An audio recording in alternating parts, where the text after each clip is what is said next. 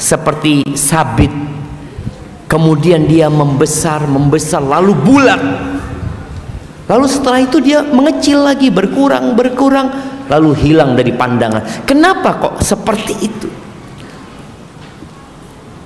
Siapa yang mau jawab? Kenapa rembulan seperti itu? Nah, mana santri-santri? Iya, fadhal. Subhanallah ya.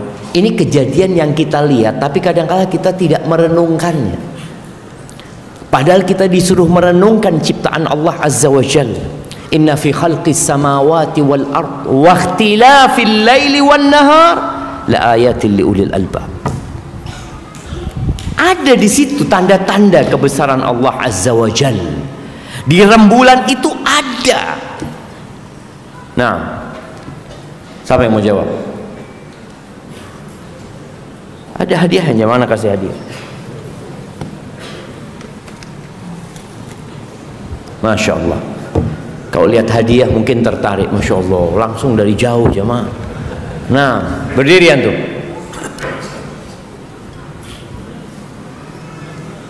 Tafadhol, teriak nggak apa-apa sampai anda dengar. Apa?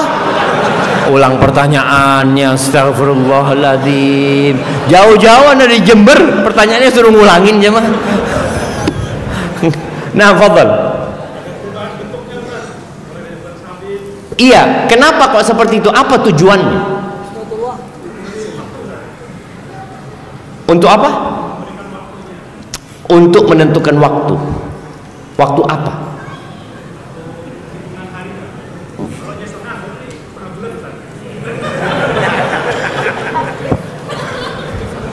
Hampir. Jawabannya hampir. Anda kasih hadiah yang kecil dulu. Nah, tadi ada yang di sebelahnya. Nah, oke, fadhol. Untuk apa? Untuk menentukan haji saja ya. Allahu Akbar. Kayaknya anak kasih hadiah yang lebih kecil dulu. Nah, kayaknya jawabannya udah ada dari dua pertanyaan ini, dua jawaban tadi. Allah Azza wa Jalla di ayat yang sama mengatakan, "Qul hiya mawaqitu lin-nasi wal hajj." Katakan kepada manusia bahwa rembulan Allah bikin seperti itu untuk menentukan waktu-waktu ibadah dan penentuan ibadah haji. Bagaimana kita bisa puasa di bulan Ramadan? Dari mana? Dari hilal. Bagaimana kita tahu bahwasanya besok itu Syawal, Idul Fitri? Dari hilal. Dan bagaimana Nabi kita alaihi salatu wassalam di setiap awal bulan ketika melihat itu hilal, beliau baca doa. Apa doanya? Jemaah, ini tiap bulannya. Ini doa dibaca 12 kali dalam setahun. Nah, apa doanya kalau ngelihat hilal ya? Di malam kedua mulai kelihatan itu hilal di langit. Malam ketiga, kalau malam pertama mungkin nggak semuanya melihat ya. Apa doanya? La haula wala quwwata illa billah. Besar hadiahnya jemaah, tapi nggak boleh nyontek. Nah, mana santri-santri ini? Masa nggak ngajarin doa-doa sama ustadznya? Doa minta fulus mungkin ustadznya, doa minta rezeki terus doanya. Ini doa yang menunjukkan tauhid. Ya, fadhal.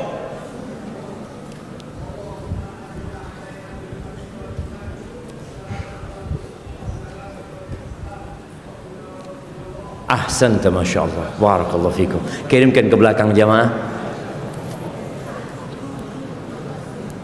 Bayangin ya, di setiap awal bulan kita ini adalah makhluk yang lemah. Kita akan bicara tentang dampak dosa. Bagaimana seorang itu memulai awal harinya dengan berzikir. Kita bangun dari tidur kita mengingat Allah Azza wa Jalla. Kita mulai hidup kita dengan sholat subuh, lalu kita baca zikir pagi, tapi di setiap awal bulan kita ternyata disyariatkan untuk baca doa juga.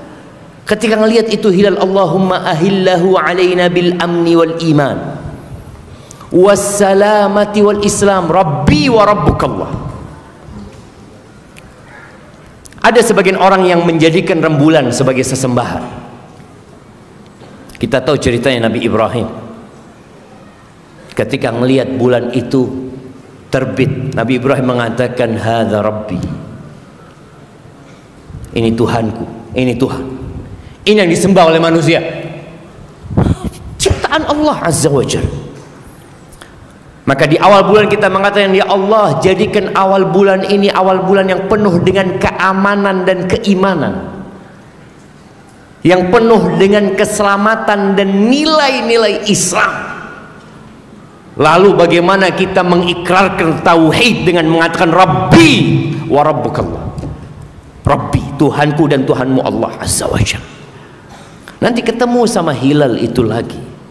Ahibati fillah, sudah lewat pertengahan bulan Dzulqa'dah, salah satu bulan haram, salah satu bulan haji. Bulan haji itu Syawal, Dzulqa'dah, Dzulhijjah. Bulan haram itu Dzulqa'dah, Dzulhijjah, Muharram sama Rajab. Ketika kita nggak tahu dengan bulan-bulan ini, kita santai aja. Padahal berbuat dosa di bulan haram itu berbeda dengan berbuat dosa di luar bulan haram.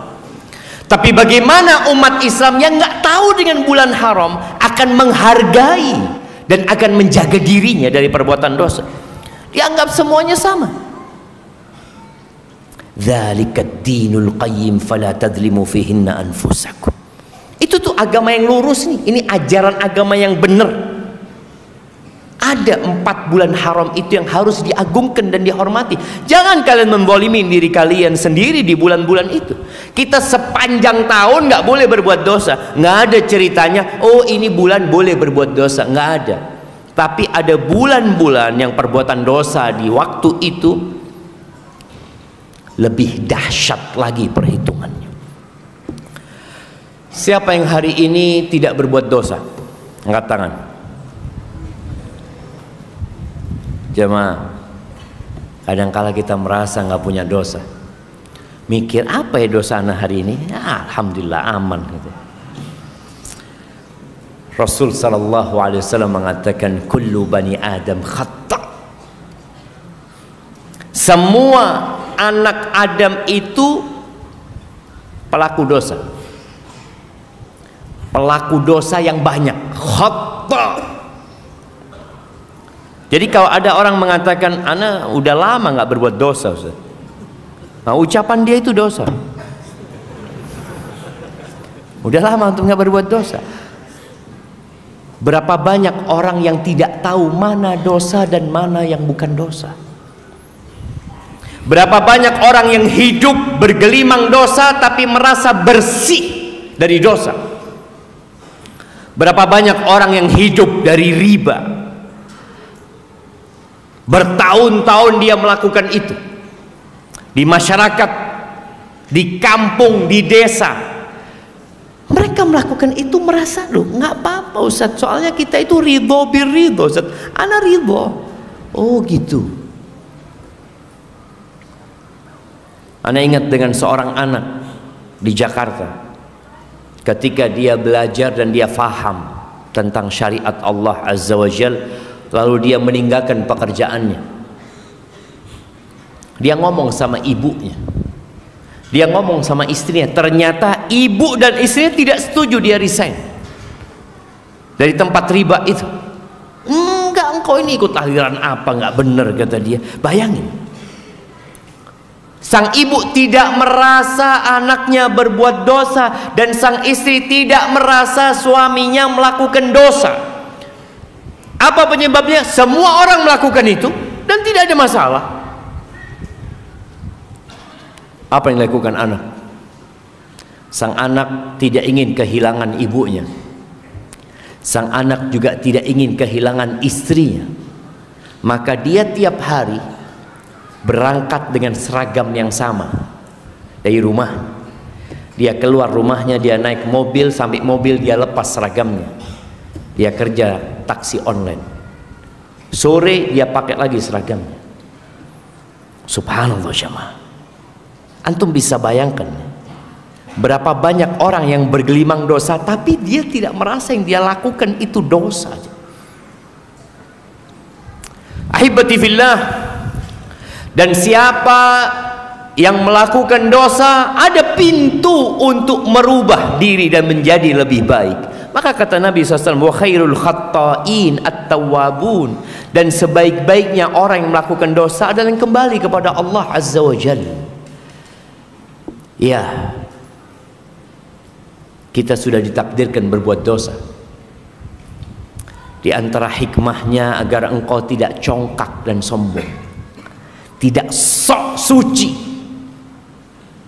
agar engkau terus memohon kepada Allah, engkau memanggil nama Allah, ya Ghafur ighfirli. Bayangin ya, doa yang diperintahkan untuk dibaca ketika malam Lailatul Qadar itu apa?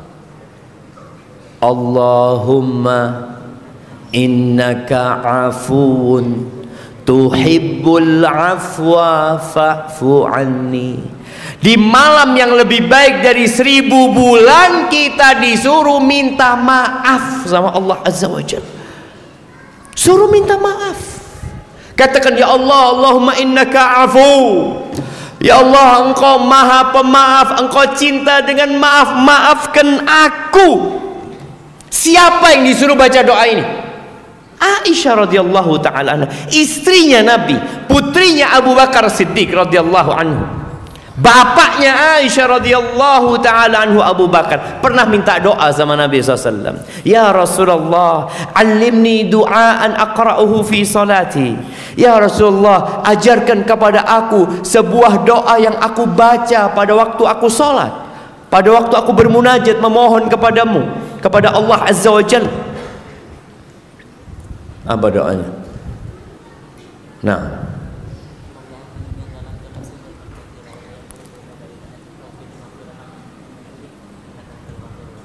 faghfirli maghfiratan min indika warhamni innaka antal ghafur. Masyaallah. Kasihkan lagi. Fadhal. Supaya antum tahu bahwa kita ini bergelimang dosa. Ini Abu Bakar yang dijamin masuk surga. Ini Abu Bakar yang Nabi SAW pernah bertanya kepada para sahabatnya, siapa yang hari ini puasa? Kata Abu Bakar, ana. Siapa yang hari ini bersedekah? Kata Abu Bakar, ana. Siapa yang hari ini menjenguk orang sakit? Kata Abu Bakar, ana. Siapa yang hari ini mengantarkan jenazah ke kuburan? Qala Abu Bakar, ana. Lalu Nabi SAW mengatakan, majtama'na fi imri'in illa dakhalal jannah.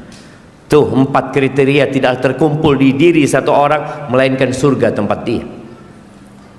Pernah Nabi SAW menjelaskan tentang pintu-pintu surga. Ada pintu buat orang-orang yang ahli sedekah, ada pintu buat orang yang ahli puasa. Lalu berapa pintu surga?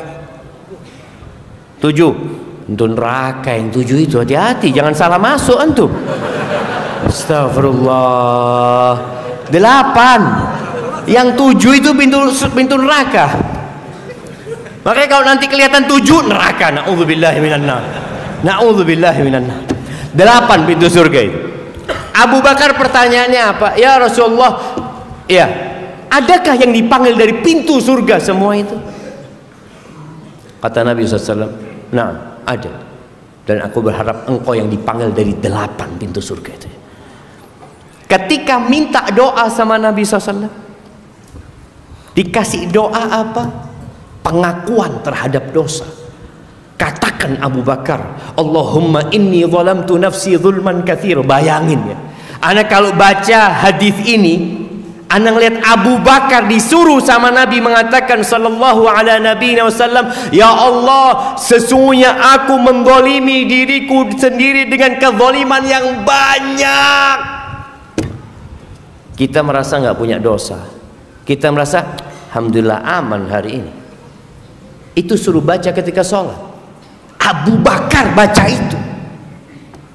Wala yaghfiru dzunuba illa anta. Nggak ada yang bisa ngampuni dosa kecuali Engkau ya Allah. Faghfirli maghfiratan min indika warhamni innaka antal ghafur rahim. Ya Allah, ampuni aku ya Allah. Ampuni aku dengan ampunan dari sisimu dan kasihi aku ya Allah. Engkau maha pengasih, Engkau maha pengampun. Sepakat sudah bahwa kita pelaku dosa? Nah, soalnya kalau ada yang merasa kayaknya kajian ini nggak pantas buat ana judulnya, ya bukan. Dia nggak hadir. Kenapa? Karena merasa ya alhamdulillah ana sudah sering dengar kajiannya Ustaz Ahmad, Ustaz Haikal, ana sudah ya mungkin 0% dari dosa. A'udzubillahi min dzalik. Ahibbati fillah. Ketika turun firman Allah di surat An-Nisa ayat 123, Allah mengatakan laisa bi amanikum wala amani ahlil kitab man ya'mal su'an yujza bihi wala yajid lahu min dunillahi waliyan wala nasira. Ini urusan pahala, urusan balasan dari Allah itu bukan ikut angan-angan kalian, mau-mau kalian, dan juga angan-angannya ahlul kitab. Oh tenang, urusan dosa ini dihapuskan, yang itu dihapuskan. Kata Allah, man ya'mal su'an, barang siapa melakukan dosa, yujza bihi, pasti dibalas. Pasti dibalas. Ketika ayat ini turun, sekali lagi Abu Bakar yang tanya, ya Rasulullah, kalau setiap kita berbuat dosa pasti dibalas, binasa kita ya Rasulullah, habis kita. Bayangin ya, ini orang dijamin masuk surga, tambah takut sama Allah Azza wa Jalla. Lalu kata Nabi SAW, ya Abu Bakar, engkau sakit nggak? Iya sakit. Iya. Engkau pernah gundah nggak? Iya gundah, kata dia. Engkau pernah capek lelah? Iya, kata dia. Itu penghapusan untuk dosa-dosa yang dilakukan. Jadi boleh jadi sakit di punggung kita, pusing yang kita rasakan, atau duri yang masuk di tangan kita. Emak-emak kadangkala masak itu ada minyak yang tahu-tahu mengenai tangannya, itu penghapusan dosa. Engkau habis berbuat dosa, engkau punya dosa, engkau punya kesalahan. Maka ahibati fillah, bagaimana Nabi kita alaihi salatu wassalam mengatakan kepada para sahabatnya, ayyuhan nas tubu ilallahi wastaghfiruh. Wahai umat manusia, bertobatlah kalian, beristighfarlah kalian, memohonlah kalian kepada Allah ampunan. Fa inni atubu ilallah wa astaghfiruhu fil yaum akthar min 70 marra. Beliau mengatakan, aku nih tiap hari aku mohon ampun sama Allah, beristighfar, bertobat kepada Allah lebih dari 70 kali. Itu Nabi loh. Jadi ahibati fillah, dan dampak dari dosa itu sangat menakutkan sekali. Tapi terkadang kelezatan berbuat maksiat membuat orang lupa tentang hukuman yang akan diterima dia. Kita melihat orang-orang yang jual beli narkoba. Kenapa dia lakukan itu padahal hukumannya jelas? Sebagai bandar sekian dihukum mati, sebagai penjual akan dihukum ini, sebagai pembeli konsumen pribadi akan mendapatkan hukuman. Tapi kenapa dia lakukan itu? Ada kelezatan yang dia dapatkan, yang membuat dia melupakan dampak buruk dari perbuatannya. Al-Imam Ibnul Qayyim rahimahullahu ta'ala, ana izin minum dulu jamaah. Bismillah.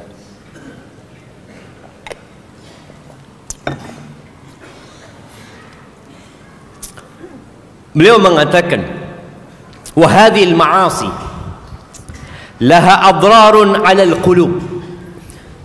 Kemaksiatan yang dilakukan itu memiliki dampak berbahaya terhadap hati, terhadap jantung. seperti bahayanya racun untuk tubuh manusia. Ya tentunya racun itu bertingkat-tingkat bahayanya. Ana ingat ketika ana digigit ular kobra jemaah. Ana digigit jam 2 siang mungkin ya. Ana rasakan sakitnya itu nyampe ke sini di sore hari. Nyampe ke sini di malam hari. Jantung itu sudah mulai merasakan. Waktu itu di pesantren. Mudir ma'had takut ana mati di pesantren. Dia mengatakan, Syafiq pulang, kata dia. Ana ngomong jangan. Ana kalau pulang dimarahin sama orang tua.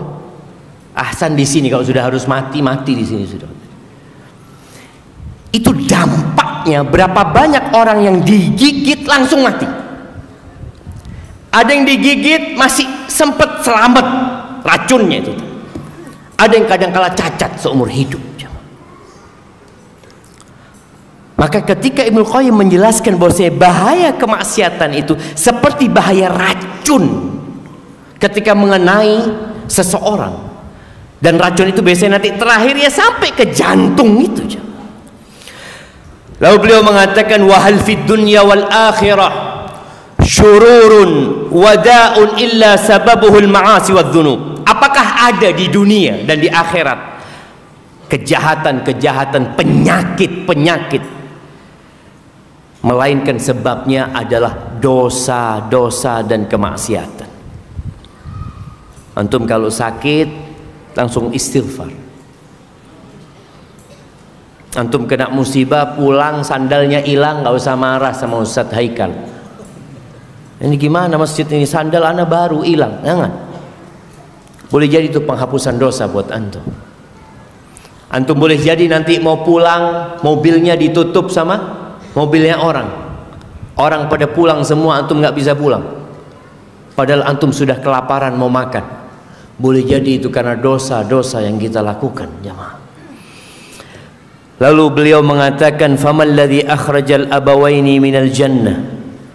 Apa yang mengeluarkan ayah bunda kita dari surga?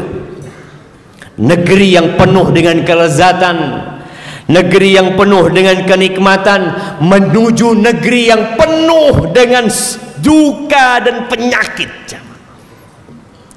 Kita tahu di surga itu nggak ada toilet. Di surga itu nggak ada BPJS. Di surga itu nggak ada rumah sakit. Di surga itu nggak ada tidur. Yang ada kenikmatan. Semuanya hidup dengan kenikmatan. Tapi apa yang menyebabkan Nabi Adam keluar dari surga bersama istrinya? Bisikan iblis dan keinginan jiwa. Kemudian apa yang menyebabkan iblis dilaknat, dikeluarkan dari kerajaan langit, kemudian dia hidup dengan laknat itu sampai kiamat, dan kelak akan disiksa di dalam api neraka? Apa? Gara-gara dosa. Ada perbedaan dosa Adam sama dosa iblis. Sama-sama nih berbuat dosa.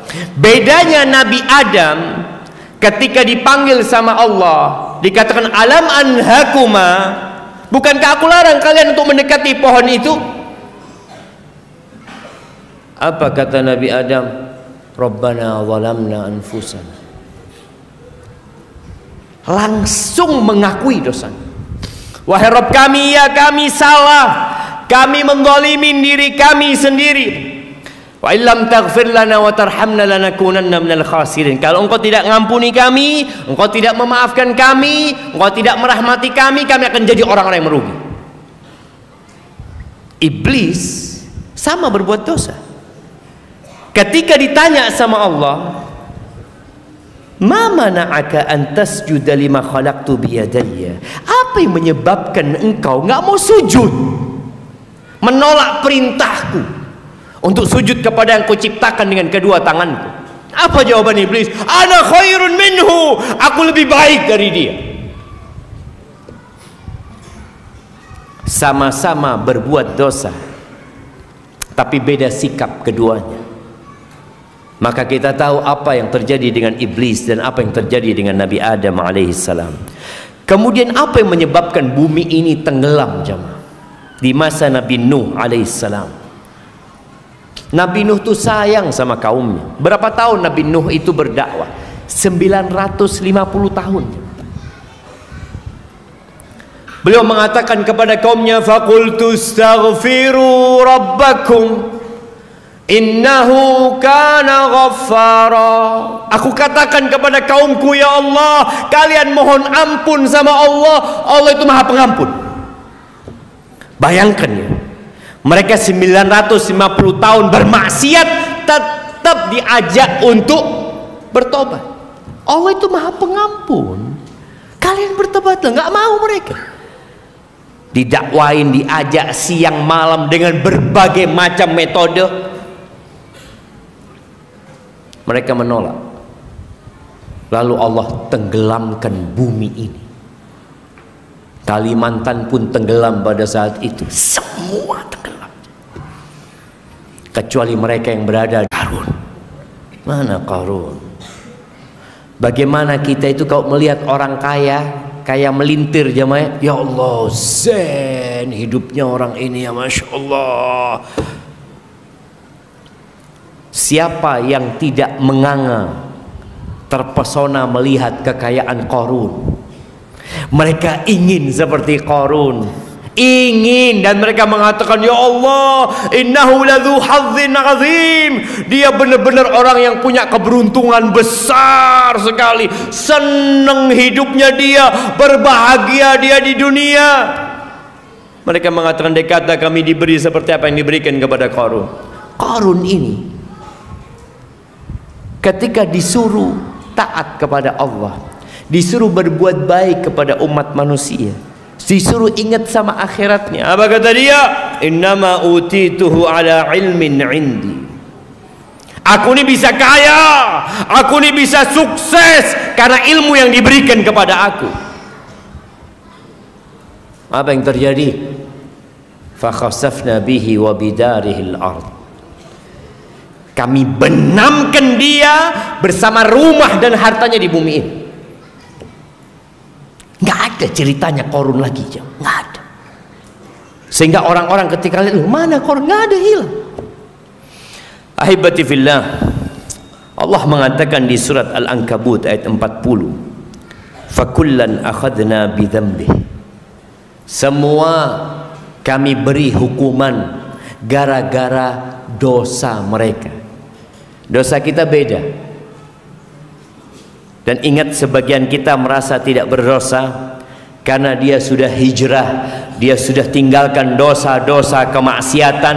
Boleh jadi dia punya dosa dalam hatinya yang tidak nampak dalam raganya, tapi kelak pada hari kiamat akan dimunculkan semua yang ada di hatinya. Berapa banyak orang yang sombong, yang hasad.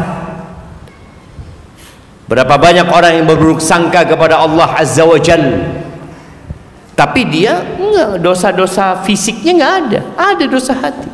Dan semua akan diberi hukuman berdasarkan dosa mereka. Faminhum mar arsalna alaihim hasiba. Ada yang kami kirimkan kepada mereka bebatuan dari langit, menghancurkan mereka. Wa minhum man akhadathu sayhah, bencana, kepada bala, kepada kekacauan yang tidak hanya menimpa pelaku dosa saja, tapi semuanya kena. Makanya kadang-kala kalau kita lihat bencana itu, loh di situ kan ada bayi yang baru lahir, Ustaz, dia nggak punya dosa.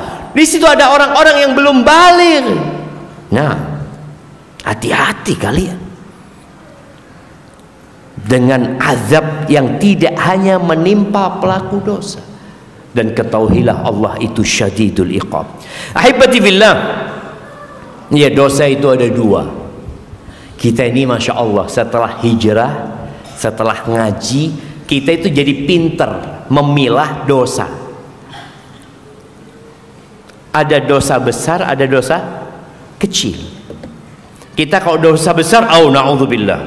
Apalagi syirik, aduh jangan sampai. Wajnubni wa bani an na'budal asnam. Hindarkan aku dan anak keturunanku dari menyembah berhala. Nah, kita tahu dengan dosa-dosa besar. Tapi sebagian kita itu masih terus melakukan dosa-dosa kecil. Udah ngaji nih, udah belajar riba, naudzubillah, dosa besar. Sihir, naudzubillah. Dia tinggalkan tuh dosa-dosa besar, tapi kemudian dia pindah ke dosa-dosa kecil dengan dalih apa? Allah Maha Pengampun, Maha Pengasih, Ustaz. Bukankah Allah mengatakan innal hasanati yudhibnas sayyiat, sesungguhnya kebaikan-kebaikan itu akan mengusir, akan menghilangkan keburukan-keburukan. Ustaz, bukankah sholat yang 5 waktu itu penghapusan dosa? Bukankah dari satu umroh ke umroh selanjutnya itu penghapusan dosa? Bukankah dari Ramadan ke Ramadan selanjutnya itu penghapusan dosa? Lalu kita merasa nyaman dengan dosa-dosa kecil. Berzina itu dosa besar apa bukan? Dosa besar. Tapi berduaan dengan perempuan yang bukan mahramnya, dosa besar apa bukan? Belum, Ustaz, belum dosa besar. Menuju ke dosa besar. Memandang yang diharamkan untuk dipandang, dosa besar apa dosa kecil? Nama kecil lah, Ustaz. Ini kan cuma zina mata, Ustaz. Anak bentar lagi mau sholat duhur, ini selesai insyaallah. Alhamdulillah. Alhamdulillah. Apa kata Nabi sallallahu alaihi wasallam berkaitan dengan dosa kecil ini? Beliau mengatakan iyyakum wa muhaqqaratiz dzunub. Kalian hati-hati, hindari dengan dosa-dosa diremehkan. Fa innama dzunub kamathali qaumin nazalu batna wadin faja'a dza bi'ud wa ja'a dza bi'ud. Seperti satu rombongan yang dia singgah di sebuah lembah. Ya, mungkin dia dalam perjalanan lalu berhenti singgah untuk makan malam di sana. Orang bawa satu tangkai, bawa dahan pohon sedikit kecil-kecil, dikumpulkan di sana. Ambaju bihi khubzahu, sampai yang dikumpulkan itu bisa memasak roti mereka, membakar mereka. Wa inna muhaqqaratiz dzunub mata yu'khad biha sahibuha tuhliku. Orang kalau sudah dihukum gara-gara dosa yang diremehkan, habis dia, binasa dia. Gunung itu adalah kumpulan kerikil, kumpulan kerikil. Dan di hadis yang lainnya Nabi alaihi salatu wasallam mengatakan iyyakum wa muhaqqaratiz dzunub fa inna laha minallahi taliban. Hati-hati dengan dosa-dosa yang diremehkan. Ada penuntut khusus yang Allah siapkan untuk dosa-dosa yang diremehkan itu. Ahibati fillah, setelah kita bertobat kepada Allah Azza wa Jalla, meninggalkan dosa-dosa besar yang kadangkala dikenal sekarang dengan sebutan hijrah. Alhamdulillah saya sudah hijrah. Di awal hijrah itu kita begitu semangat untuk meninggalkan semua dosa, bahkan yang makruh kita tinggalkan. Makruh, naudzubillah, enggak. Ini mubah, enggak. Mubah, enggak, sudah. Makruh, mubah dia tinggalkan, enggak apa-apa. Tapi mulai dia memperbanyak yang mubah. Setelah itu naik ke yang makruh. Setelah itu masuk ke dosa-dosa yang diremehkan. Maka membuat kita binasa. Ahibati fillah, ingat dengan kejadian perang Uhud. Umat Islam itu jumlahnya berapa dan orang-orang kafir itu jumlahnya berapa? Anda kasih hadiah. Kapan terjadinya? Kapan terjadinya? Jumlahnya berapa? Nah,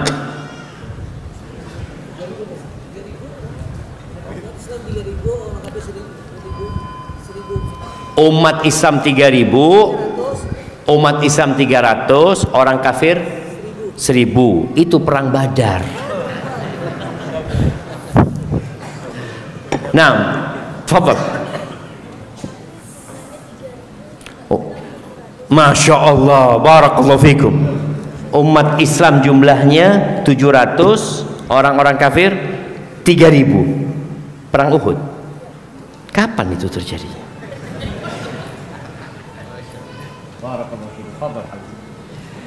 Nah, umat Islam jumlahnya 300 pada waktu perang Badar, 300 belasan. Melawan 1.000, Allah berikan kemenangan kepada umat Islam. Setahun kemudian, perang Badar itu terjadi di bulan Ramadan, tahun kedua Hijriah. Setahun kemudian, di bulan Syawal, tahun ketiga Hijriah, umat Islam jumlahnya 700, sebenarnya 1.000 jumlahnya. Tapi ada 300 dari orang-orang munafikin yang meninggalkan peperangan. Melawan 3.000 orang. Subhanallah jemaah. Umat Islam itu menang bukan karena jumlah. Kalau antum baca sejarah, selalu umat Islam itu lebih sedikit dari musuh-musuhnya, dan Allah berikan kemenangan kepada mereka. Tapi ketika perang Uhud, bayangin ya, perang Uhud itu ada Nabi kita Muhammad SAW, ada Abu Bakar di sana, ada Umar di sana, ada Utsman di sana, ada Ali bin Abi Thalib di sana, ada Abdurrahman bin Auf, ada Talha bin Ubaidillah, ada Sa'ad bin Abi Waqqas, ada Sa'id bin Zaid, ada Abu Ubaidah Amir bin Jarrah. 10 sahabat yang dijamin masuk surga ikut perang Uhud bersama Bilal bin Rabah. Ada Hamzah paman Nabi alaihi salatu wassalam. Ketika awal peperangan, Nabi mengatur barisan 650 menghadapi musuh. 50 orang bertahan di bukit kecil. Ada nama bukit itu dikenal dengan Jabal Rumah sekarang ya, bagi mereka yang berangkat. Bukit kecil itu menjadi saksi sampai hari ini. 50 orang ditaruh di sana dan dikasih satu perintah oleh Nabi SAW. Kalah menang kalian tetap di sini. Kalau burung-burung itu turun, burung-burung pemakan bangkai itu turun memakan kepala kami, kalian nggak usah bantuin kami. Kalau kita menang pun kalian nggak usah nolongin kami, nggak usah nolong kami untuk mengumpulkan harta rampasan perang. Udah, kalian tetap di sini. Nah, fadhal.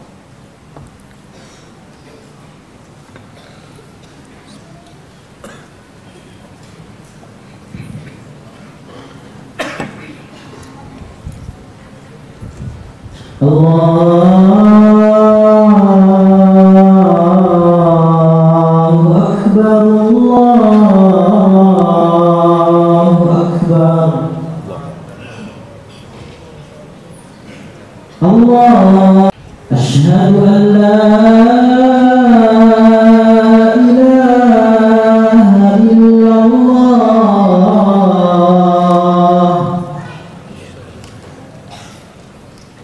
asyhadu an la ilaha.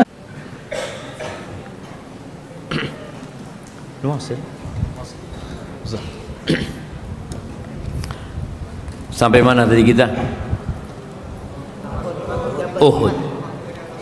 Di atas pohon. Iya. Kalau di Kalimantan di atas pohon mungkin ya. Iya, tapi di sana di atas bukit ya. Nabi udah pesan sama mereka. Dan subhanallah, Allah berikan kemenangan kepada umat Islam. 650 plus 50 menghadapi 3.000 orang. Itu orang-orang musyrikin, perempuannya orang musyrikin. Yang 50 orang ini Rasulullah sallallahu alaihi wasallam terluka, patah giginya alaihi salam. 70 sahabat Nabi terbunuh pada waktu itu. Sallallahu ala nabiyina wasallam. Apa penyebabnya? Satu pelanggaran. Satu dosa. Padahal ada Nabi di situ sallallahu alaihi wasallam. Ada Abu Bakar di situ. Kita nggak boleh meremehkan dosa, jemaah.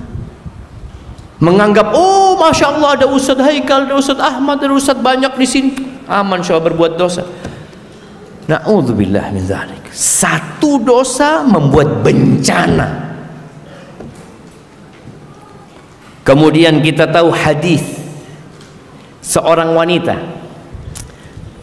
yang dimasukkan neraka gara-gara kucing. Sebagaimana dalam Sahihain, Nabi alaihi salatu wassalam mengatakan, dakhalat imra'atun fi hirratin rabatatha. Seorang wanita masuk neraka gara-gara kucing yang dia ikat. Mungkin kucing ini nakal. Iya, ya namanya kucing lah jamaah. Kita kadang-kadang ribut sama ustadz, ada kucing. Ana pernah punya kucing yang masuk ke rumahnya ustadz. Nanti madunya jatuh, apa di foto, ini kucingnya siapa ini? Nah, akhirnya sebagian ustadz ngomong, ya udah, ente kasih tulisan di pintu rumah itu, kucing dilarang masuk. Udah gitu. Karena udah dilarang masuk, ya berarti dia yang nggak dengerin gitu kan. Ini perempuan, orang sakit hati. Kadang kala melihat kucing melakukan sakit hati. Akhirnya kucing ini, masya Allah, baik banget orang-orang Martapura ini. Apa bedanya air ini sama air ini?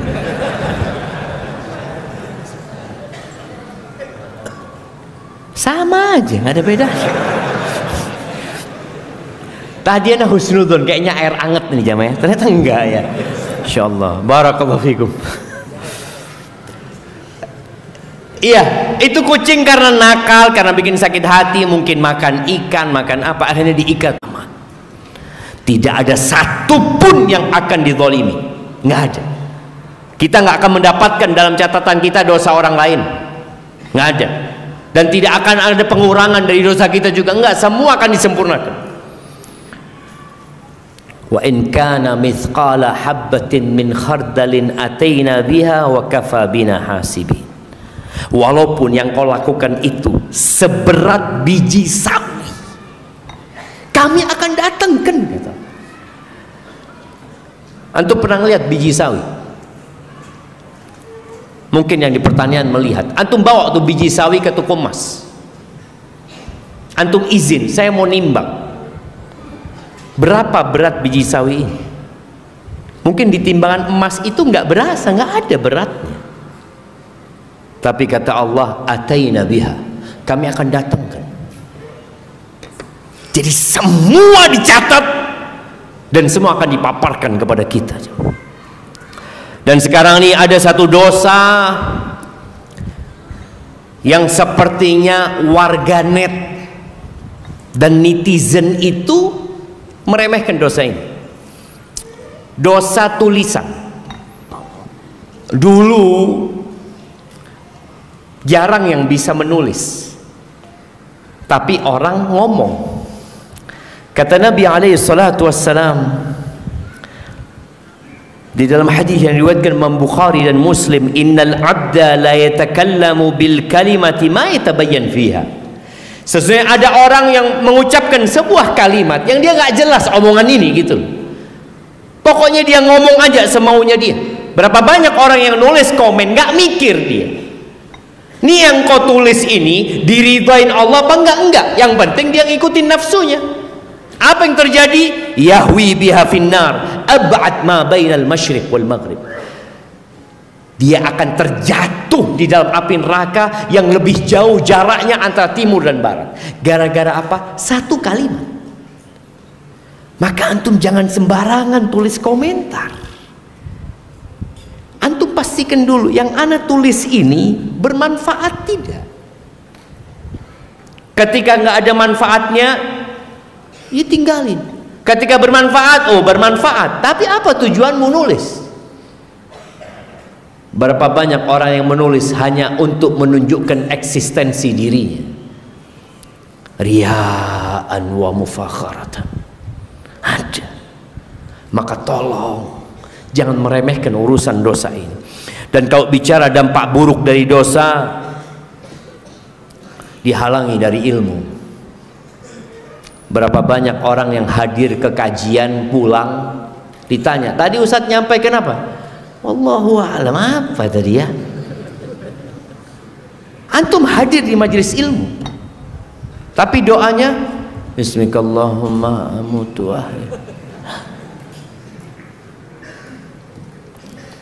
gara-gara dosa jamaah.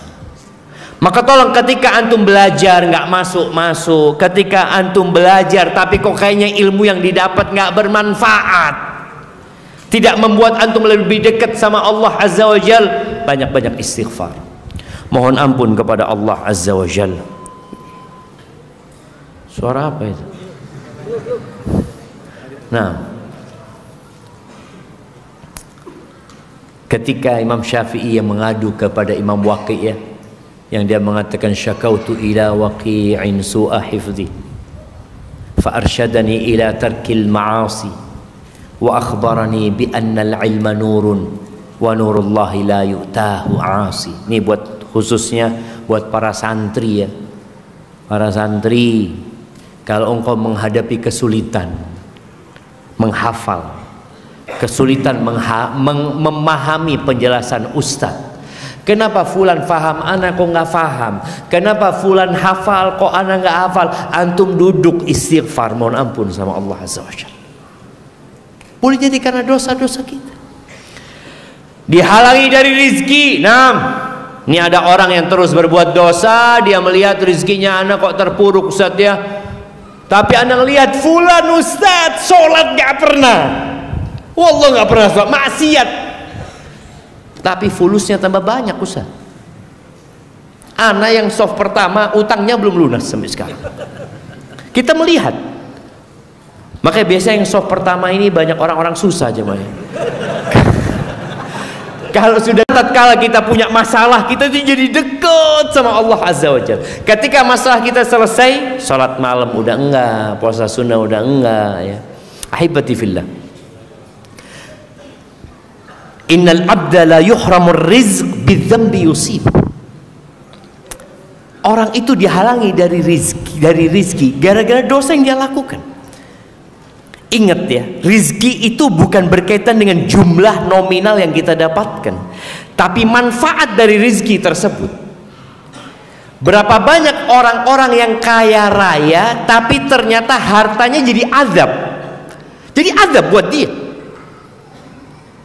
Tidur malam nggak bisa. Anda ingat dengan cerita seorang syekh ya. Ketika syekh ini mau berangkat ke tempatnya orang kaya, biasanya kalau ustadz ke rumahnya orang kaya ngapain? Ya mah, bawa proposal. Ini orang fulus. Iya, memang orang kaya itu banyak memberikan donasi. Berangkatlah rombongan ustadz ini. Sudah ngobrol, ada banyak proyek kebaikan yang bisa dibantu. Terakhir orang kaya itu tanya, Syekh, sebelum antum pulang ana mau tanya, ana ini kok susah tidur Syekh. Ditanya sama Syekh, antum mikirin apa kok susah tidur?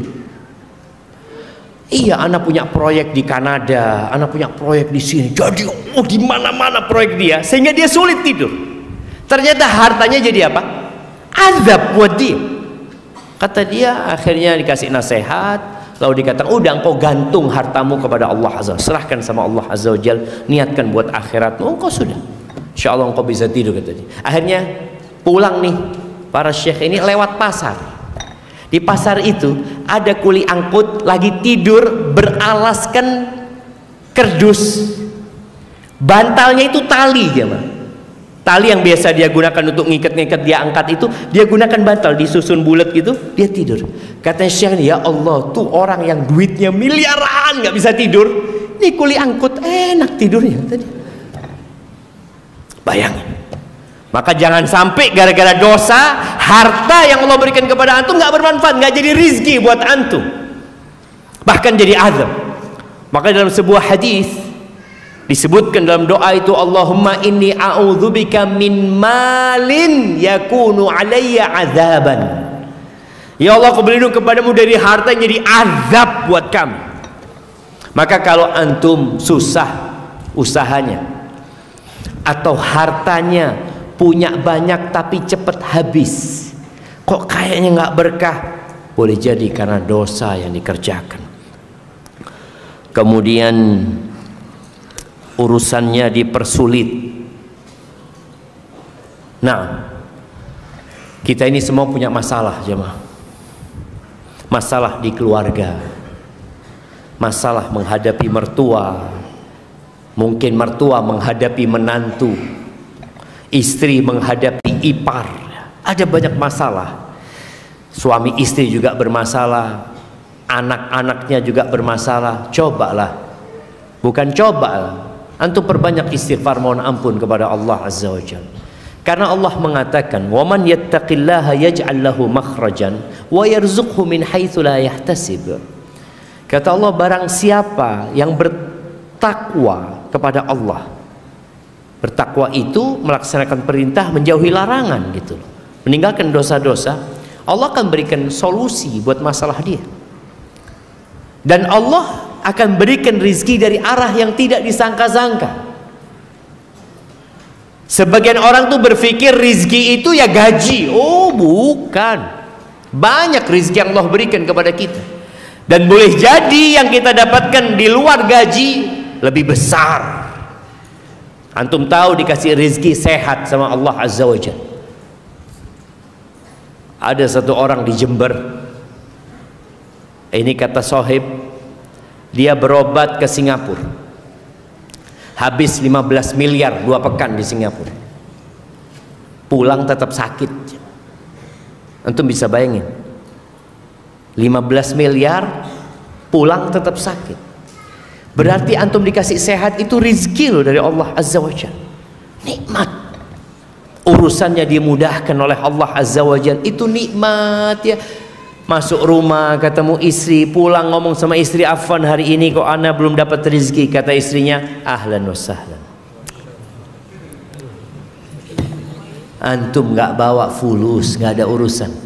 Yang penting pulang ke rumah ini tetap, jangan ke rumah yang lainnya gitu. Artinya urusannya jadi mudah, masya Allah. Itu dengan meninggalkan dosa. Ketika urusan antum dipersulit, antum lihat kita ini banyak dosa. Dan tanda cinta Allah kepada hambanya itu dikasih bala, supaya kita balik kepada Allah Azza wa Jalla. Kemudian biasanya orang yang banyak berbuat dosa itu akan merasakan kengerian, kesepian, ketidaknyamanan di dalam dadanya, suntuk, galau, gundah gulana, dosa. Antum kembali kepada Allah Azza wa Jalla. Kemudian ingat, dosa itu melahirkan dosa. Jangan merasa aman dengan dosa yang kita lakukan karena kita tahu ilmunya. Aku nggak mungkin menikahkanmu dengan aku karena aku Nasrani dan engkau Muslim. Secara hukum agama boleh Muslim menikahi ahlul kitab. Tapi perempuan ini katakan nggak mungkin, Bapak. Apa kata laki-laki ini? Idzan atanassar. Kalau gitu aku masuk Nasrani. Na'udzubillah. Dan betul dia menikah, dan diceritakan di situ, entah dia sudah menghubungi istri apa belum, dia sempat naik ke atas rumahnya, terjatuh dari loteng dan mati. Na'udzubillah. Tadi dosa melahirkan dosa. Jangan pernah antum meremehkan dosa, mengatakan aku nanti akan tobat kepada Allah Azza wa Jalla. Berapa banyak orang yang keluar dari rumahnya dalam kondisi berdiri, masuk ke rumahnya dalam kondisi rebahan, mati jemaah. Kita nggak tahu kapan ajal menjemput kita. Dan di antara dampak dosa, ini yang terakhir ya, kita mungkin masuk ke sesi tanya jawab sebentar lagi, yang dirasakan oleh umat Islam di berbagai penjuru dunia. Kita melihat kondisi saudara-saudara kita di Gaza. Berapa puluh ribu yang mati.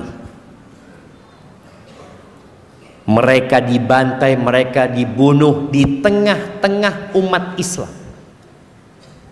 Antum bisa bayangin ya, kalau ada di tengah sini saudara kita dibantai sama orang kafir, lalu kita yang semua di sini cuma bisa nonton dan melihat. Kenapa itu terjadi?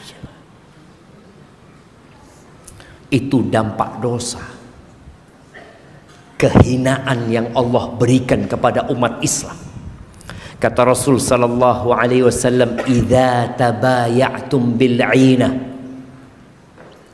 wa raditum biz-zar' wa akhadtum adhnabal baqar wa taraktumul jihad, sallatallahu alaikum dhullan la yanzi'uhu." La yanzi'uhu. Apabila sistem jual beli kalian Ina itu salah satu model jual beli riba tapi terselubung. Artinya orang itu masih takut sama Allah, melakukan riba sembunyi-sembunyi gitu. Dia pakai hila supaya nggak ketahuan kalau ini riba, masih sembunyi-sembunyi. Ada rasa takut dia. Tapi kalau sistem jual beli kalian sudah seperti itu, sedangkan kita melihat sekarang riba merajalela dan umat Islam merasa nggak apa-apa, nggak masalah, berapa persen cuma. Dan kalian sibuk dengan pertanian kalian, sibuk dengan dunia kalian, dengan peternakan kalian, dan kalian meninggalkan mau minta pertolongan kepada PBB ya. Oh, bukankah mereka negara-negara yang bisa membantu? Allah yang bisa membantu, tapi kita nggak kembali kepada Allah.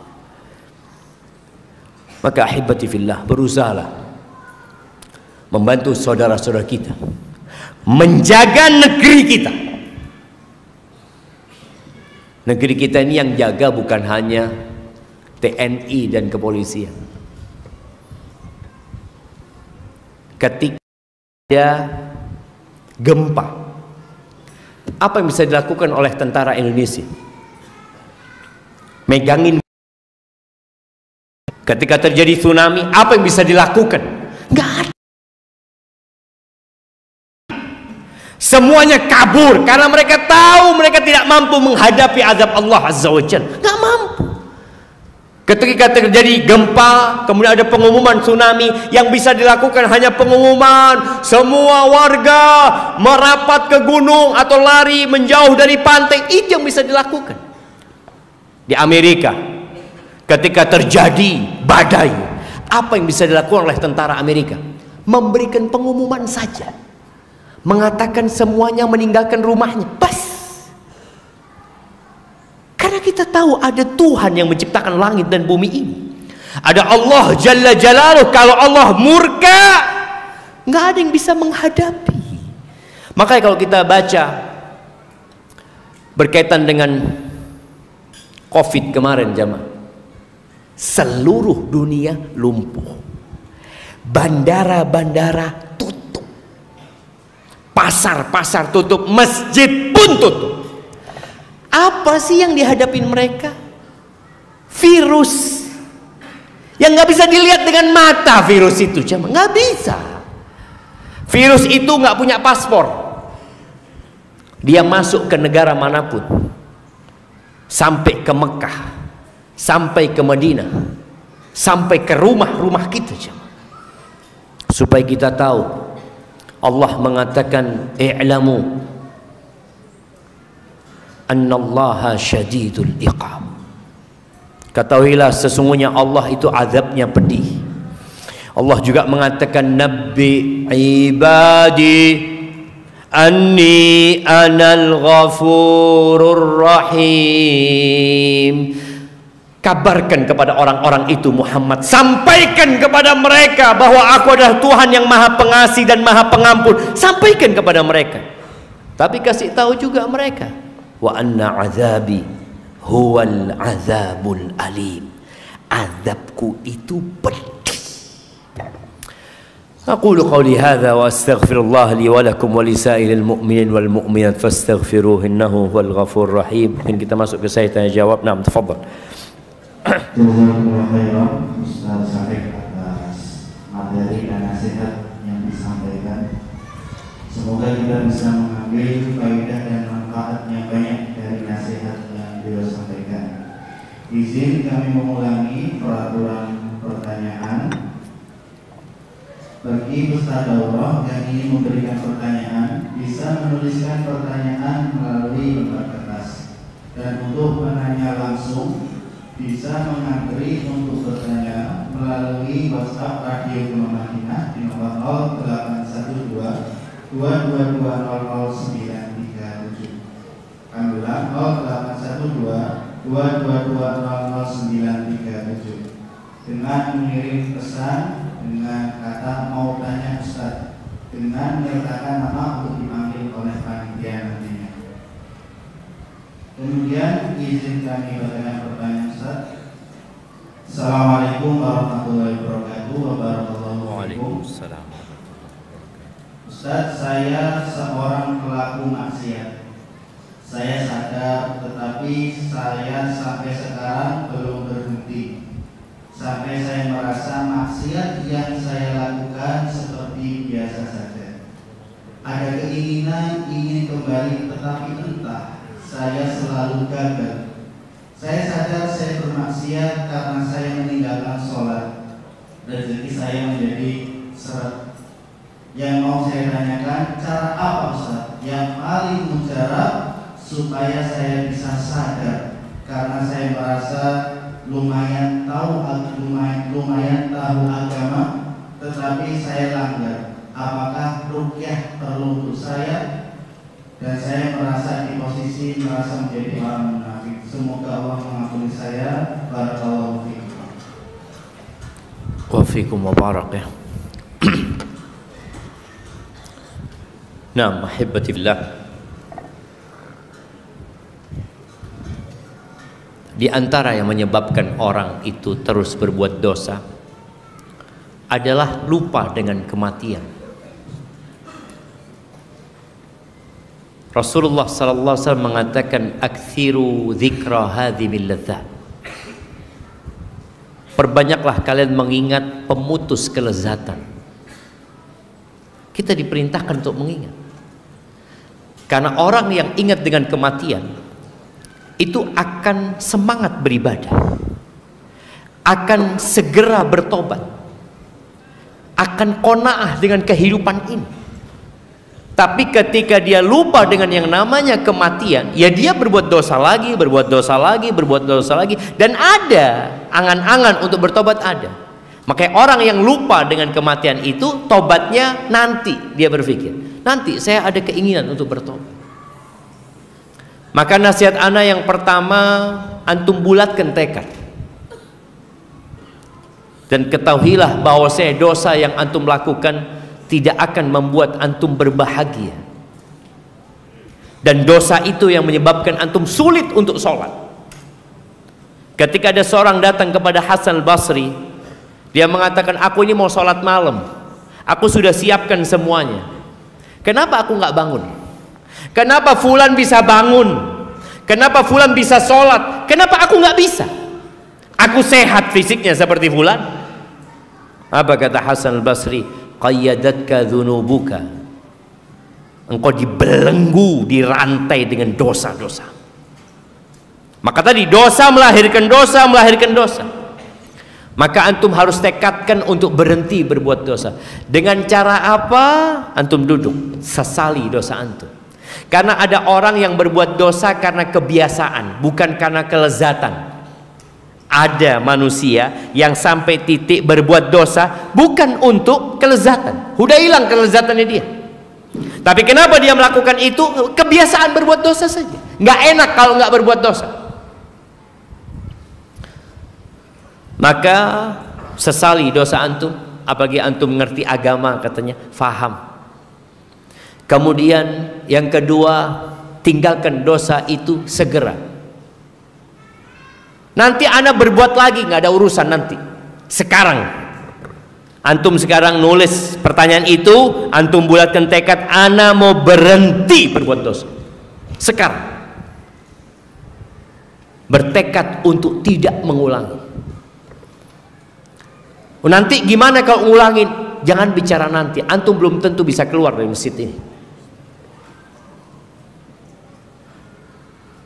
Kita nggak tahu jemaah, apakah kita masih punya waktu sampai besok? Tidak ada.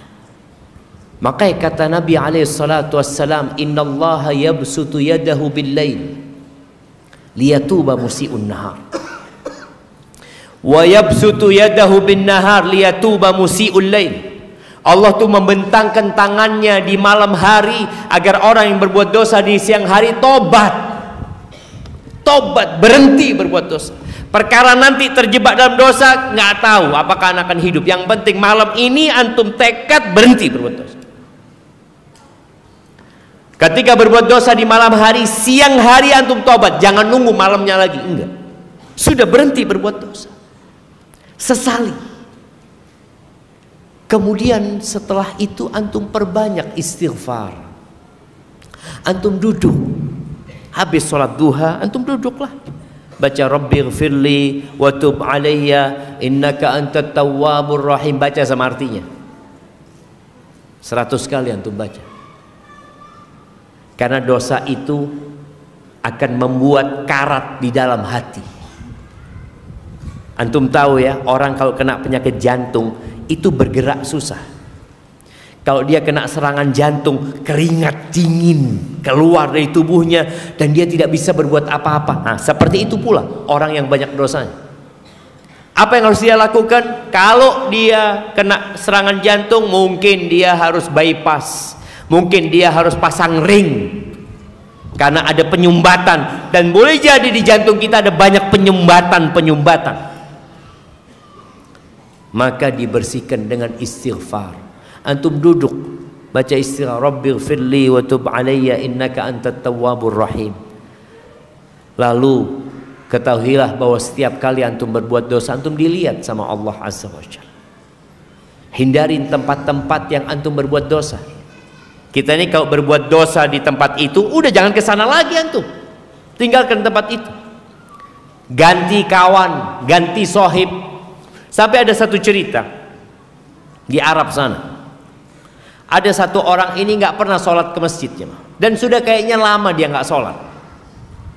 Akhirnya sama kawan-kawannya didatengin, sama jamaah masjid itu didatengin orang itu ke rumahnya, ngobrol-ngobrol, dikatakan, ayolah engkau lama nggak ke masjid, kata dia. Kata orang ini, aku ini udah berhenti sholat, aku nggak sholat sudah, kata dia, lama aku nggak sholat. Iya nggak apa-apa lah, ayo ke masjid, kata dia.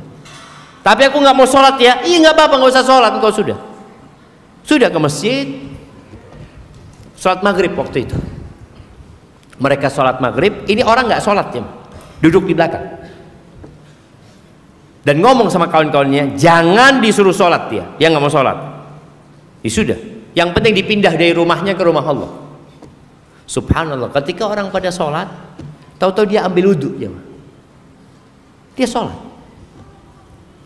terus ngobrol lagi lah di masjid itu sampai isya. Sampai isya kasih tahu, jangan disuruh sholat fulan ini, karena dia marah nantinya. Tahu-tahu orang sholat, dia sholat. Selesai sholat dia ngomong, ana faham sekarang, kata dia. Loh, faham apa enggak? Dulu ana kumpul sama orang-orang yang sulit ana untuk sholat, dan sekarang ana kumpul sama orang-orang yang sulit ana meninggalkan sholat.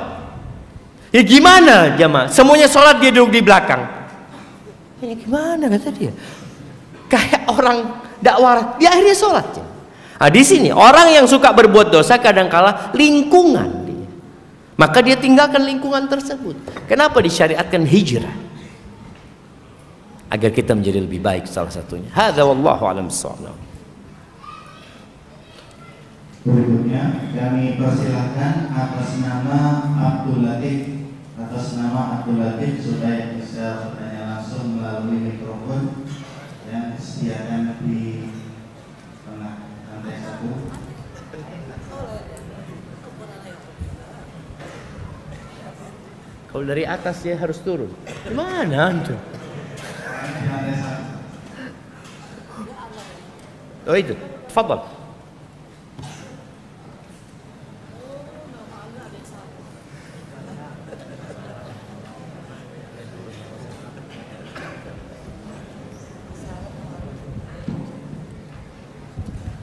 Assalamualaikum warahmatullahi wabarakatuh. Waalaikumsalam warahmatullahi wabarakatuh. Ini langsung pada panitia dan Bapak Ustaz sudah berikan kesempatan untuk bertanya di forum yang mudah-mudahan dengan Allah bersama. Allahumma amin. Mohon izin Bapak Ustaz bertanya. Alhamdulillah saya bekerja di suatu perusahaan itu sebagai tim manajemen dan direksi. Perusahaan itu bergerak di bidang kesehatan Bapak Ustaz. Nah, kadang saya bersama tim itu ada yang mendiskusikan hal yang baik hingga yang buruk, Pak Ustaz. Ada kalanya juga kami mendiskusikan aib yang buruk dari suatu atau pegawai perusahaan kami. Bahkan kadang kami mendiskusikan instansi lain yang terkait dengan perusahaan. Bahkan mungkin yang lebih parahnya, kami itu kadang melakukan spekulasi-spekulasi gitu, atau praduga-praduga untuk menentukan langkah dari perusahaan selanjutnya seperti itu. Nah, jadi yang kita tanyakan, yang saya tanyakan, apa saya bersama tim ini termasuk bermaksiat atau berdosa gitu, dengan membongkar aib atau memfitnah dari saudara sesama muslim di masa lalu. Tunggu, yang terakhir dengan apa? Dibacakan yang terakhir tadi. Apakah saya berdosa dengan tim? Iya, dengan membongkar aib gitu. Membongkar aib dari saudara sesama muslim. Masya Allah, barakallahu fikum. Iya, kayaknya jawabannya sudah antum jawab sendiri. Kalau bicara membongkar aib saudaranya, perusahaan mungkin mendiskusikan adanya pegawai yang perlu dibina, nggak apa-apa. Ketika ada pegawai yang malas, yang apa, kemudian dicarikan solusi bagaimana menyelesaikan masalah dia, kemudian dipanggil, itu termasuk usaha perbaikan. Bukan ngomongin yang sekedar menyenangkan hati, tapi dalam rangka memberikan perbaikan. Karena ya namanya perusahaan adalah karyawan-karyawan yang perlu dibina ya, yang mungkin melakukan kesalahan, pencurian atau apa. Itu dari pihak manajemen melakukan itu untuk pemanggilan, nggak ada masalah. Tapi kalau sekedar ngomongin keburukannya orang tersebut atau mencari-cari aib orang tersebut, kata Nabi sallallahu alaihi wasallam, "Man tatabba'a aurata akhi, tatabba'a Allah aurata." Barang siapa yang mencari-cari kesalahan saudaranya, kekurangan saudaranya, maka Allah akan membongkar kesalahan dia, akan dicari-cari kesalahan dia. Dan kalau Allah sudah mencari-cari kesalahan hambanya, binasa dia. Di rumahnya Allah bongkar kesalahan dia. Maka tadi kumpul sama tim, ketika mereka mengobrolin tentang seorang karyawan, antum tanya, tunggu dulu, kenapa kita ngomongin fulan? Tanyakan, agar mereka menggunakan akal sehat mereka. Kalau ternyata iya nggak ada, dosa, udah nggak usah. Tapi kalau kita mau mencari solusi bagaimana memperbaiki fulan, loh, ini memang tugas manajemen gitu loh. Bagaimana karyawan-karyawan itu menjadi lebih baik. Yang kedua, kalau bicara menfitnah, apa yang dilakukan fitnah tadi? Anda belum paham. Misalnya seperti ini, Ustaz, karena kita kan belum tahu kebenaran dari satu instansi atau seorang, jadi kita melakukan spekulasi-spekulasi dalam rapat tersebut. Nah, itu apakah bila tidak betul, apakah termasuk memfitnah? Tunggu, jadi membicarakan itu tanpa bukti, tanpa dalil, ya nggak boleh. Allah Azza wa Jalla mengatakan, ya ayyuhalladzina amanu ijtanibu katsiran minadh-dhann inna ba'dadh-dhanni itsm wa la tajassasu wa la yaghtab ba'dukum ba'dha. Kata Allah, wahai orang-orang beriman, kalian jangan, hindarilah berbanyak dhon, prasangka. Ini mungkin gini-gini, ketika nggak ada landasannya, nanti jadinya dosa.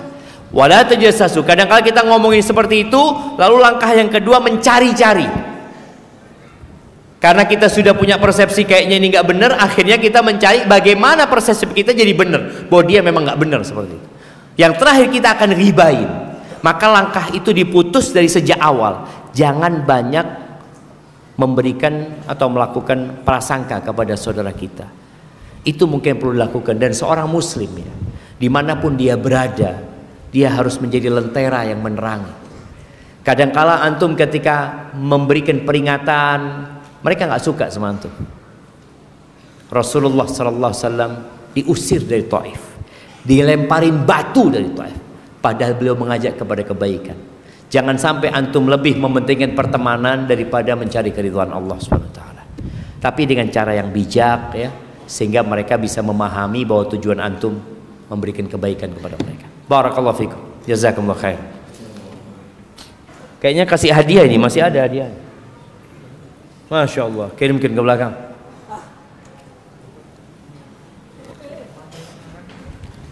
Jazakumullah khairan, Ustaz. Pertanyaan berikutnya, Ustaz, bagaimana ya agar kita tidak meremehkan dosa?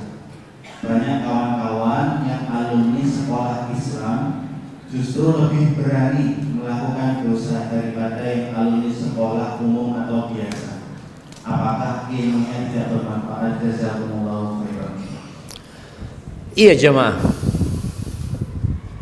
Jadi kadangkala yang belajar agama ini dia belajar terpaksa.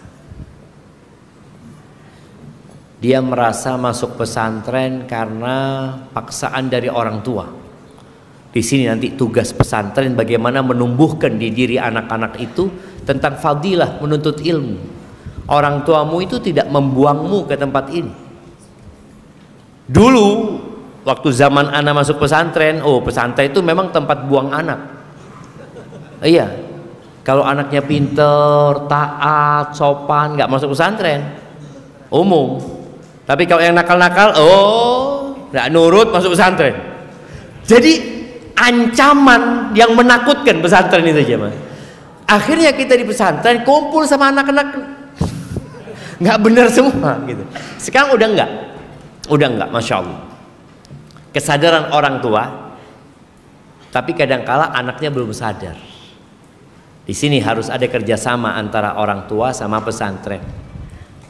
Maka biasanya kalau awal-awal masuk pesantren itu kita dikasih bimbingan tentang keutamaan menuntut ilmu ya, supaya mereka tahu apa fadilah yang akan didapatkan ketika seorang menuntut ilmu agama, lalu kedudukan yang tinggi di sisi Allah, warisan para nabi, yang nanti harapannya anak ini tidak lagi terpaksa masuk pesantren. Dia di pesantren itu merasakan, ya Allah benar ya, anak dapat ini dapat itu. Nah, kembali kepada pertanyaan tadi, kenapa ada ya nggak semuanya ya oknum sebenarnya yang ditanyakan ini oknum. Kalau dikatakan tadi, kenapa yang belajar agama kok lebih mudah berbuat dosa daripada yang umum? Itu oknum. Ada yang seperti itu. Maka tugas kita adalah menumbuhkan kesadaran tentang bahwa berbuat dosa itu memberikan dampak buruk kepada kita. Ada orang yang meninggalkan dosa itu seperti orang yang, kenapa engkau kok nggak makan sate kambing sama lemaknya, kan enak katanya. Enggak katanya, anak kata dokter sudah harus ngurangin itu. Dia meninggalkan gara-gara ada informasi, karena dia ingin menyelamatkan dirinya. Jadi ada orang yang memikirkan kesenangan dirinya, tapi ada orang yang memikirkan keselamatan dirinya. Ketika memikirkan kesenangan dirinya, dia akan berbuat dosa. Karena memang surga itu diliputin dengan hal-hal yang dibenci oleh jiwa, dan neraka itu dikelilingin oleh hal-hal yang disukai oleh syahwat manusia. Itu mungkin perlu dilakukan. Kemudian memperbanyak istighfar. Kadang-kadang diingatkan ya, orang yang ngerti dan orang yang tidak ngerti itu bedanya dalam cara berdakwah. Kalau orang itu nggak paham agama, dikasih nasihat, itu nggak boleh, dia tahu, nggak boleh ternyata Ustaz. Iya, anak nggak tahu Ustaz, jazakallah khair gitu ya. Ada orang yang paham agama, ngerti hukum, tapi dia nggak ngamalin. Maka cara berdakwahnya itu selain kita mengingatkan, tapi kita juga menyebutkan tentang fadilah-fadilah atau ancaman-ancaman, sehingga ada ketertarikan dan ada kekhawatiran dia untuk melakukan dosa tersebut. Dia khawatir Allah murka sama dia khawatir tadi rizkinya dia disempat, masalahnya jadi ruwet, sehingga dia meninggalkan itu dosa. Yang ketiga, ada orang yang suka mendebat. Ada orang kalau dikasih tahu, kayak tadi, ya kan dosa kecil Ustaz, udahlah jangan terlalu berlebihan dalam beragama. Ini ya harus ada dialog. Dan Allah mengatakan wajadilhum billati hiya ahsan.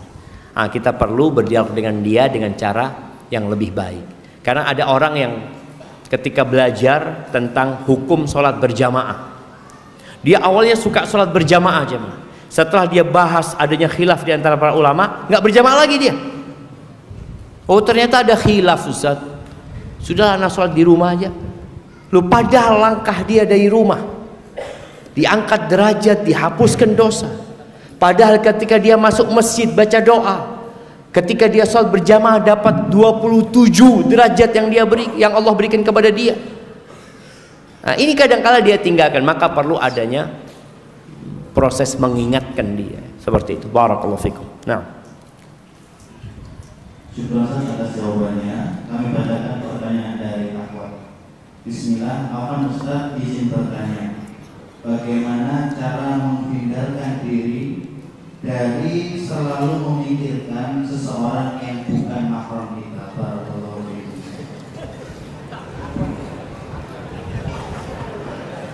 artinya kalau mahramnya boleh dipikirkan gitu. Ya jamaah, ada yang namanya jatuh cinta. Siapa yang tidak pernah jatuh cinta? Apa yang harus dilakukan ketika seorang jatuh cinta, kemudian dia memikirkan laki-laki tersebut atau laki-laki memikirkan perempuan tersebut?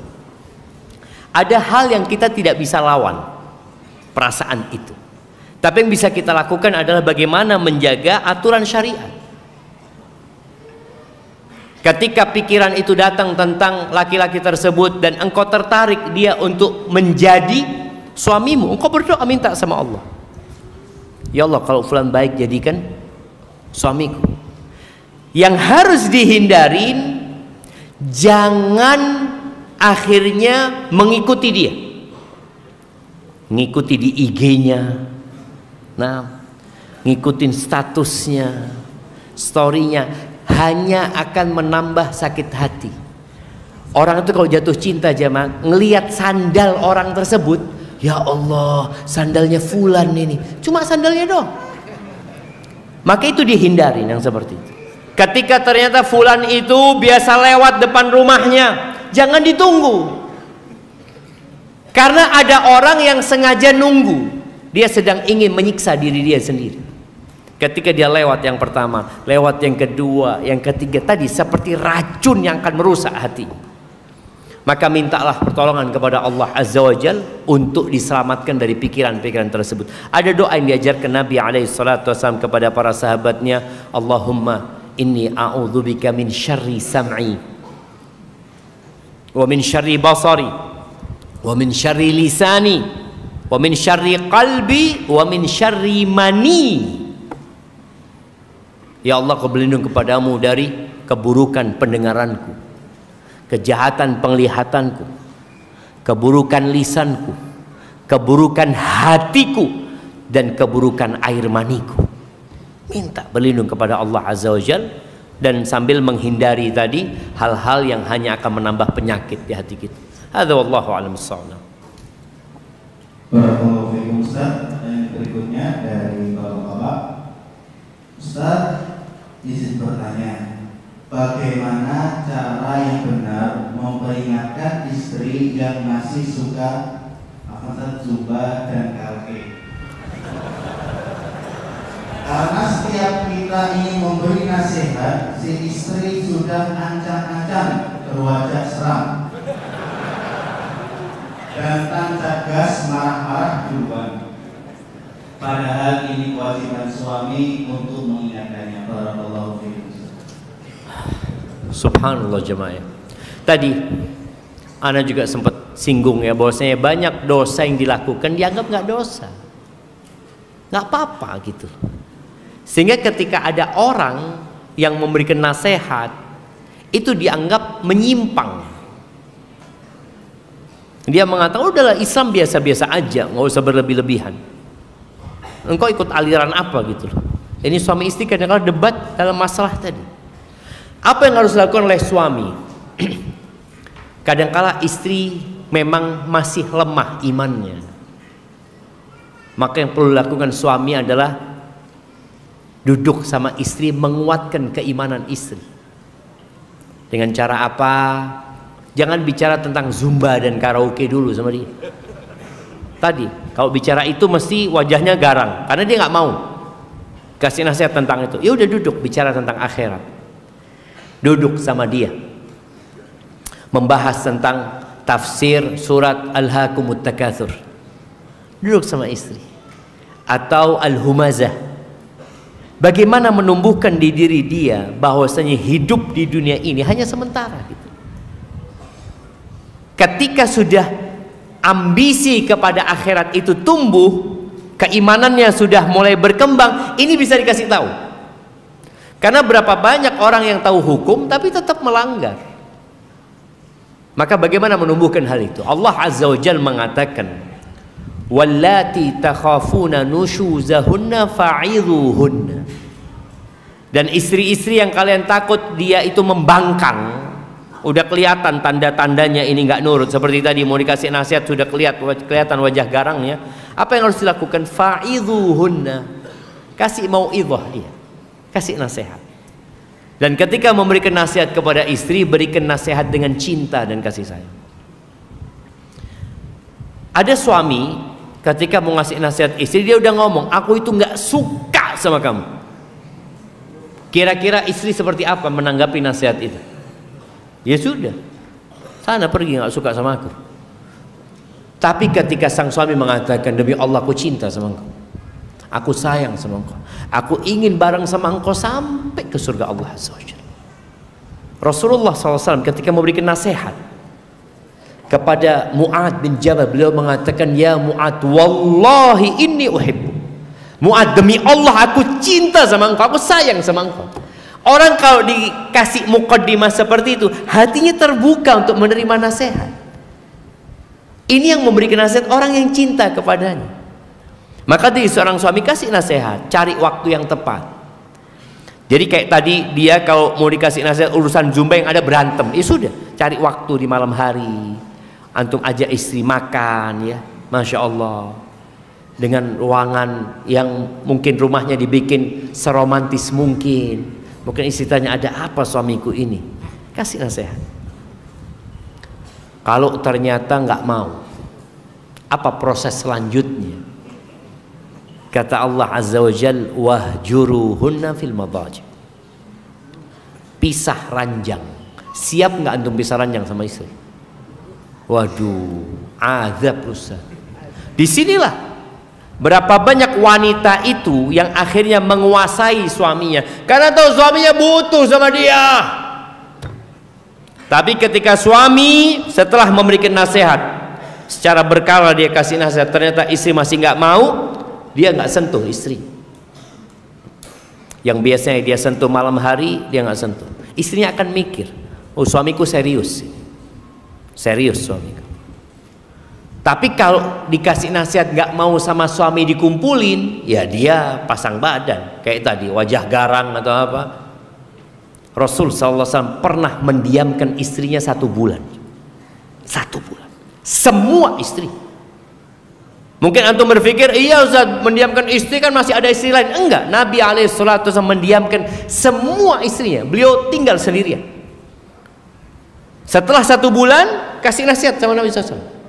Kau masih mau sama aku? Kalau enggak, kita berpisah. Allah turunkan firman-Nya di surat Al-Ahzab ayat 28-29, nanti dilihat. Bagaimana Allah perintahkan kepada Nabi untuk memberi pilihan kepada istrinya. Engkau tetap mau bersamaku atau engkau ingin dunia? Kalau ingin dunia, selamat tinggal, cerai sudah. Sampai seperti itu. Maka coba proses itu dilakukan. Semoga istri terbuka hatinya. Sekali-kali diajak kajian istrinya seperti itu. Karena ada wanita-wanita yang terus terang pendidikan agamanya kurang. Dia hidup dengan masyarakat yang memang beranggapan perbuatan itu nggak apa-apa gitu loh. Nggak terlarang. Engkau aja yang baru belajar agama sok semuanya haram. Tuh haram, ini haram. Kadang-kadang seperti itu. Maka kita yang perlu perlahan-lahan. Hadza wallahu a'lam bissawab. Kemudian kami persilahkan penanya langsung atas nama Jiwo Rahmatin untuk mendatangi mikrofon.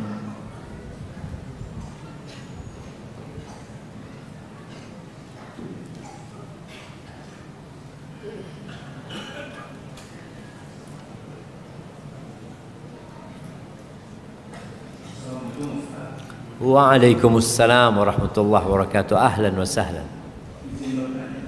Tafadhal.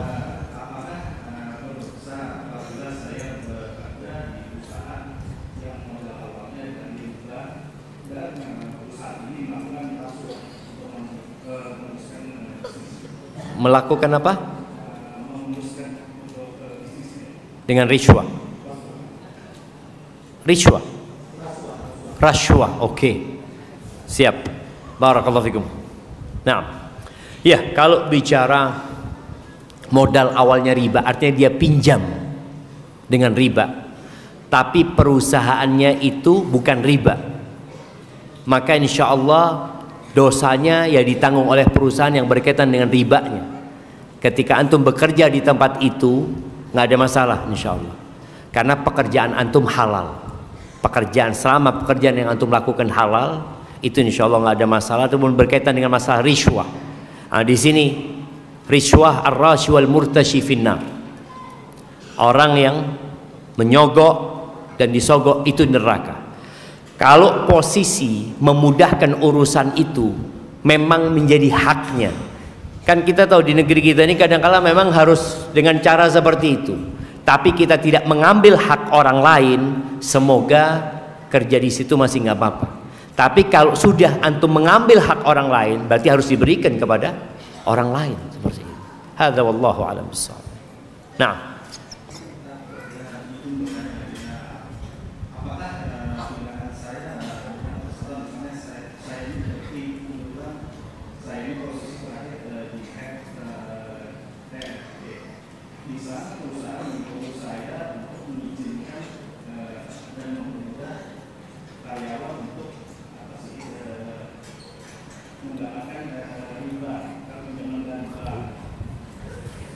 ya, kalau itu ada ta'awun, maka berusaha untuk meninggalkan posisi itu.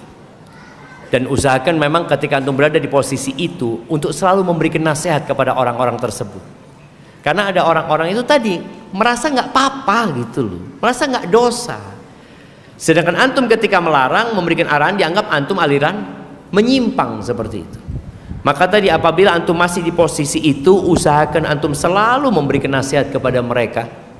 Dan semoga dengan cara itu antum sudah terlepas ya. Tapi usahakan antum pindah dari posisi itu supaya tidak membantu orang-orang untuk melakukan riba. Karena antum harus tanda tangan antum nantinya di situ. Barakallahu fikum. Udah resign dari sana. Allah ibarik fikum. Insyaallah Allah kasih ganti antum yang lebih baik insyaallah. Barakallahu fikum. Nah, kayaknya pertanyaan terakhir sudah. Nah, pertanyaan terakhir. Kami persilakan atas nama Fajar Dwi untuk bertanya langsung.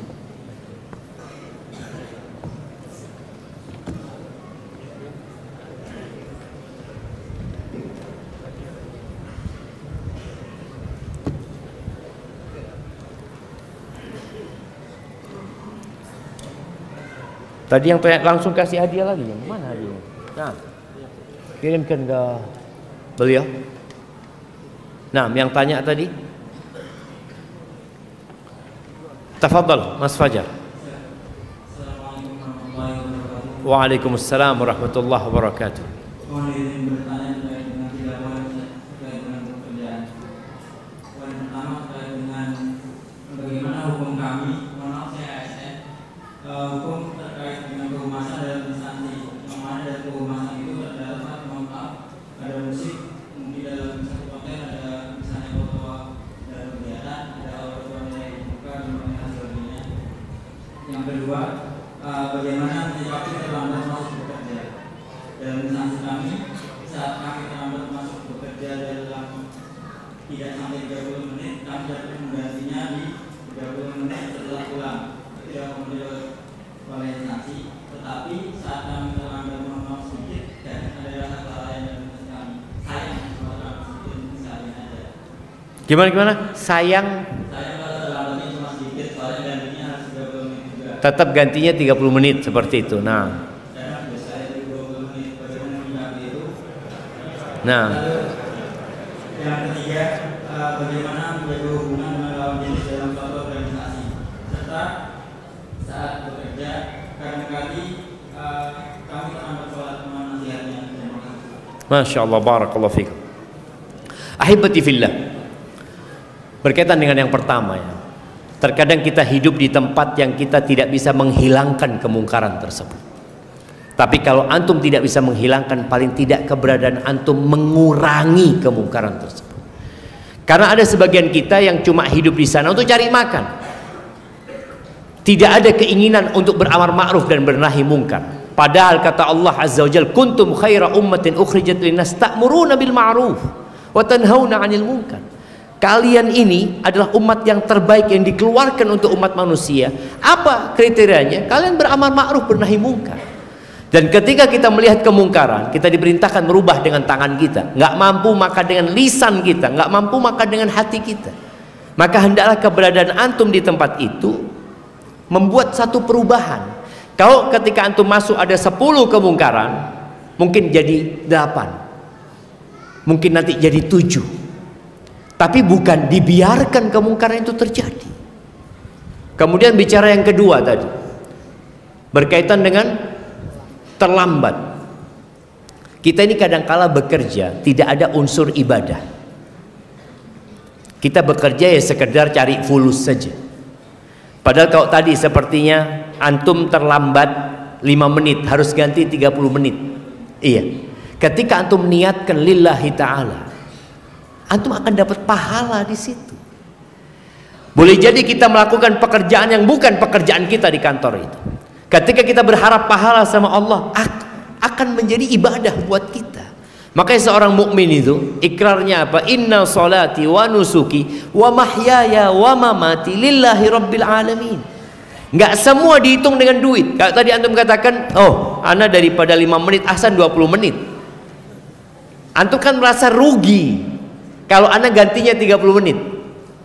Padahal ketika antum mengganti 30 menit dengan berharap keridhaan Allah Azza wa Jalla, maka subhanallah, itu akan jadi pahala di sisi Allah nanti buat antum.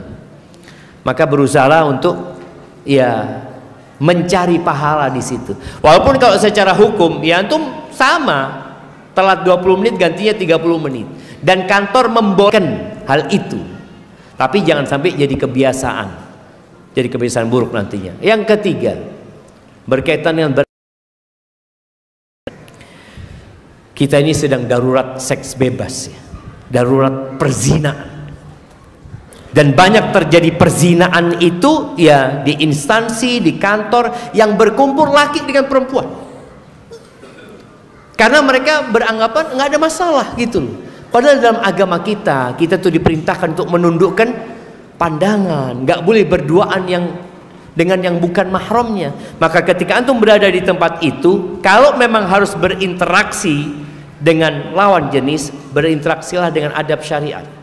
Ada perlunya disampaikan, tapi menjaga pandangan mata dan jangan pernah berduaan dengan lawan jenis kecuali ada orang lain.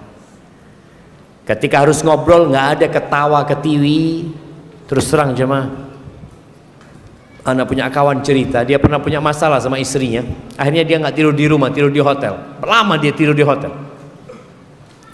Dia katakan ternyata kawan-kawan anak di kantor selingkuh banyak Ustaz. Jadi mereka tuh nggak pulang ke rumah, pulang ke hotel dulu. Nanti di hotel anak lihat fulana masuk sama fulana, fulan sama ini, kelihatan di sana. Kenapa? Karena memang lingkungan perzinaannya dibuka gitu.